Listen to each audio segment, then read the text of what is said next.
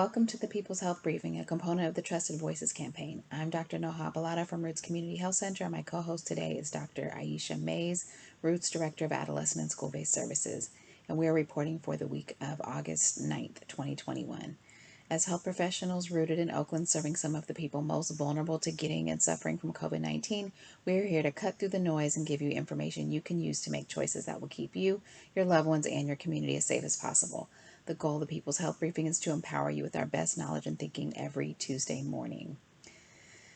Alameda County now has 99,681 recorded COVID-19 cases. That is more than 2,500 cases above what I reported last week. And we now have 1,291 people who have lost their lives to COVID-19 in Alameda County. With regard to vaccination, we continue to do very well at 85.7% of those 12 and up having received at least one dose and 72.4% being fully vaccinated, keeping in mind that the under 12 population makes up about 15% of the population. So when you do the math from there, we are about 62% fully vaccinated across the county. Far from herd immunity, but progressing nonetheless. This is the 7-day moving average of test positivity. And you can see that we are just under 5% now from 5.4 last week. This is hopeful. Would love to see this continue to come down, but of course that remains to be seen. The lower graph shows the total daily cases. The last 5 days will continue to be updated as new reports come in. So you can see that cases are continuing to go up, and we will be keeping an eye to see what happens from here. Unfortunately, hospitalizations are continuing to increase, and we are now at 208 individuals in the hospital with COVID-19, and that is compared to 179 last week when I reported, which is an increase of 29 people in the hospital with COVID-19. So today we are talking about navigating school reopening, which for Oakland Unified School District has occurred already this week. And so for parents and caregivers in particular, but also teachers and school staff and everyone who cares about our children, this is certainly a challenging time with a lot to consider. We know that some parents are still weighing out whether they would like to send their student for in-person school or distance learning. And we know that no matter what we do, we are going to be sacrificing something. So this just isn't about weighing out the risk of doing something versus not doing something. This is actually about weighing out the risks of each of our choices. And right now, the parents' risk assessment in contemplating in-person school, certainly we are wanting to know about the risk of catching COVID, and if catching COVID, of doing poorly with COVID or spreading it to someone else who will do poorly with COVID.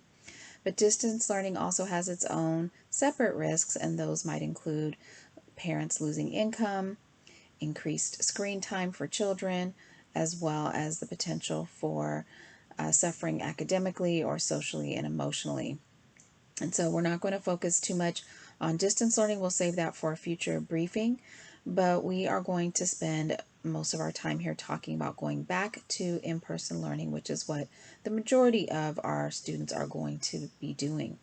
And we know that it's not easy to sort out all of the conflicting information or to know what to expect or ask of the schools who we entrust with the safety of our children. And actually, a group of physicians and community leaders got together to express our concerns and to ask a series of pertinent questions and to make recommendations to the OUSD school board and superintendent. And we submitted this letter to them on Monday, August 9th. And the link to the full letter can be found in the post for this video, and I'll be referring to some of our recommendations as we go through these considerations. And so again, the main three considerations that were unfortunately made necessary by the pandemic are of catching COVID, doing poorly with COVID, and spreading COVID to others. And for each of these considerations, certainly the biggest differentiating factor by far is going to be whether or not the student is vaccinated. So literally it is two different equations if we are talking about a vaccinated or unvaccinated individual, and obviously everyone under 12 is by definition unvaccinated, and likely will not have a vaccine available until perhaps later on this year. We know that in general, children do better than adults when it comes to catching COVID 19. We certainly are concerned for those young people who have underlying conditions, and this is something that Dr. Mays will review in greater detail. We are, of course, also concerned about who else our students are then going around in their life, whether it be to their grandparents or whether they live with people who might be vulnerable. And so it's important for us to be thinking about the number of children who live with elders. And we know that in the state of California, 590,000 seniors live with school aged children. And we know that this is much more likely to be the case in households of color, and that this can help exacerbate disparities that are already a reality of this pandemic. And we know that in some of the most impacted neighborhoods in our city that we're already seeing racial and ethnic disparities. For example, African Americans are dying at about double the rate of other groups in Alameda County from COVID-19.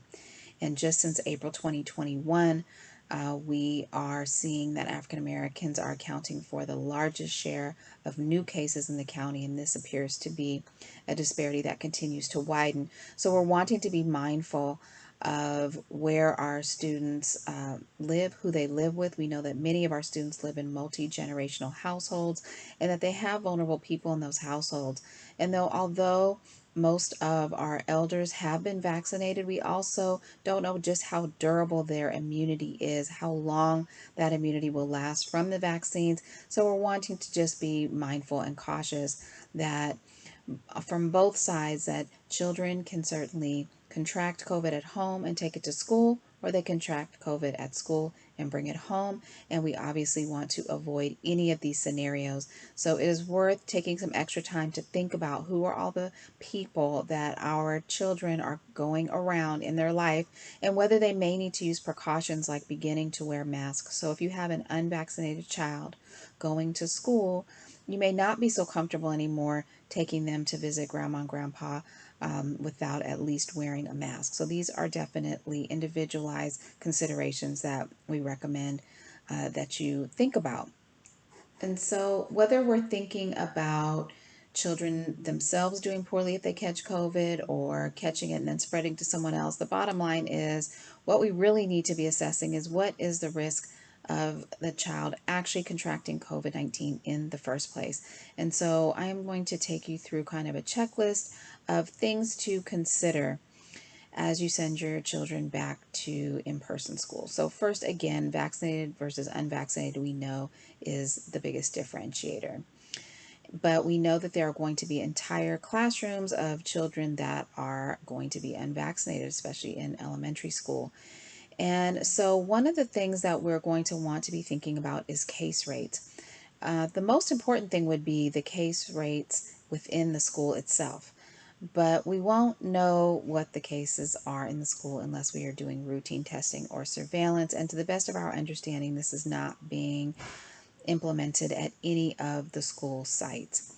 So there won't be routine surveillance. And so the next best thing to look at would be, what about community case rates? If community transmission is high, then students and staff are more likely to come to school while infectious, and therefore COVID-19 can be spread more easily in school. So when community transmission is high, there's an increased likelihood that COVID-19 will be introduced and potentially transmitted within a school setting. And we can see that there is great variability in terms of case rates and positivity rates. This is actually a map showing positivity rates. And these darkest zip codes here, which are in West Oakland and East Oakland, have positivity rates that are quite a bit higher than that county average, which, remember, I said is just under 5%. Well, these zip codes are showing from 9 to 12% positivity, 94603 being the highest at 12% positivity rate.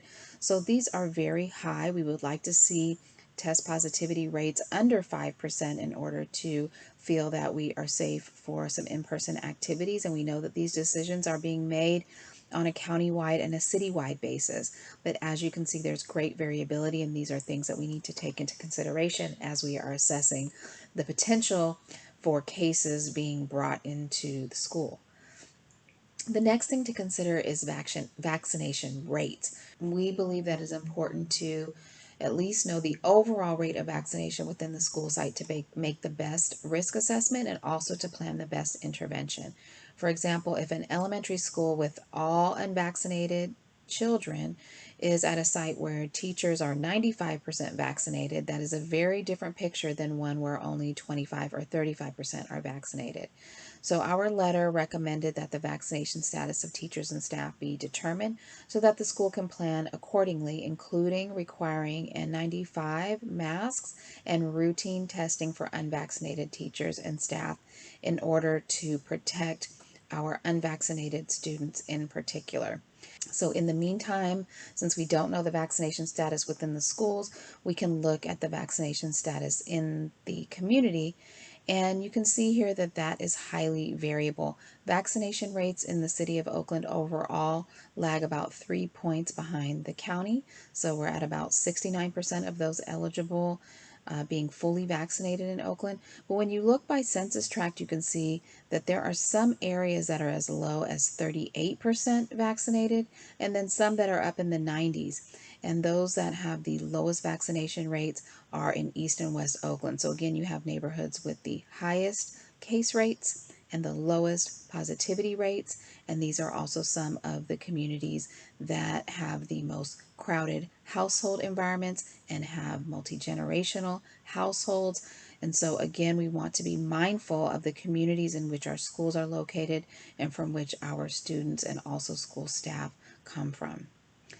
Now, the next point is regarding masking, and I've mentioned that we believe that unvaccinated teachers and staff should be wearing N95 masks, and we actually believe that everyone who is unvaccinated should wear the highest filtration mask that they can tolerate. There are youth-sized KN95 masks.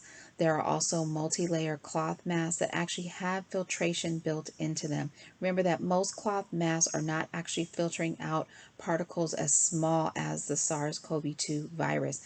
And so thinking about the actual filtration, whether it's an N95 or higher filtration, is really, we think, the most prudent thing to do now that we are dealing with the more transmissible Delta variant of SARS-CoV-2. The next item is regarding distancing, and this pertains to classrooms, hallways, multi-use rooms, and even on the bus. And this is something that's been very hard for us to reconcile. We do understand that it may not be feasible to have optimal spacing within school sites, but we do think it's important that we at least know what the distancing strategy is in different parts of the school and by school. So whether it is 6 feet or 3 feet or no feet, we understand that there is not a requirement for OUSD to have distancing, but we do think it's important that we know what the distancing will be adhered to. Ideally, there would be minimum distancing requirements, but at the very least that there be a commitment to have the maximum distancing possible. And remember that the distancing itself is really most important to prevent droplet transmission. So if everyone is wearing masks, we are not concerned about distancing for distancing's sake. What we're worried about is that if there's no distancing requirement, then that means that we may be trying to get too many people into a room together. And at that point, we become much more concerned about aerosol transmission, which is the main way that COVID-19 is spread. And so if there's no distancing requirement, what that says to me is that we may be trying to put too many people into an enclosed space, and then our air exchange methodologies might not keep up. So that is the next point, which is the ventilation strategy, which we believe should also be on the dashboard by school. So we don't want just generalizations about if there's an HVAC, we upgraded it, but we want to know actually what ventilation strategy is being utilized per school. So that is, are we using HVAC? Are we using portable units? Are we using windows, doors? And we need to know what these strategies are. And I'm going to get to why that's important in just a moment. The next strategy we need to understand is the testing strategy. So per OUSD, all testing is optional or simply recommended. And this is most problematic as it relates to anyone with symptoms. We believe that testing should absolutely be required for anybody with symptoms that could be COVID-19. I've said it before and I'll say it again. If you have symptoms that could be COVID-19, you have no business setting foot on a school campus until you prove that it is not COVID-19. For children who have symptoms that are suggestive of COVID-19, if possible, try to get a multiplex test that can tell you if it's another virus, which can also be a contagious virus. And right now we are seeing RSV, or respiratory syncytial virus, on the rise. And so if it's possible to get a test that shows all of these viruses, including flu, that is optimal. But at the very minimum, we need to be able to demonstrate that it's not COVID-19 before coming back to the school site. And last but definitely not least is we want to understand the outbreak response and contact tracing strategy. We are concerned about how potential outbreaks will be managed. We are concerned that the capacity for contact tracing in the county may not be sufficient to handle the volume that currently exists, let alone if there's any increases that are coming from any school positives.